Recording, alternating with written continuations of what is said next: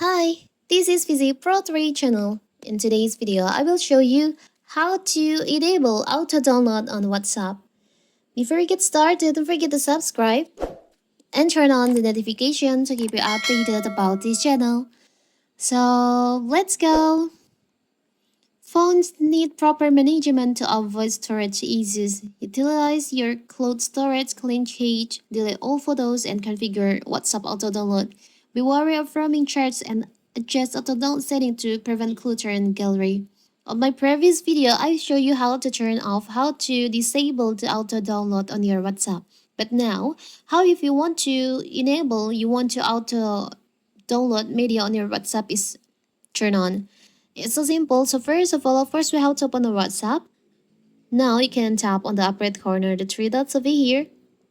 Tap on settings. Tap on storage and data. As you can see, for my media auto download, there's no media to auto download. You can choose when using mobile data. If you want to auto download only for photos, you can just choose on photos. Tap on OK. When connected on Wi-Fi, maybe you want to auto download all media. You can checklist for the all media. Now you can tap on OK.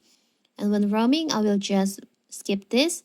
So now, when using mobile data, when someone sent you photos, the photo will be automatically downloaded to your phone. And also when you connected on Wi-Fi, all media, when someone sends you like photos, audios, videos, documents, the media will be auto-download to your phone. It's so simple, right? So that is how to turn on auto-download on WhatsApp. Don't forget to like and subscribe and turn on the notification to keep you updated about this channel. Thank you and see you.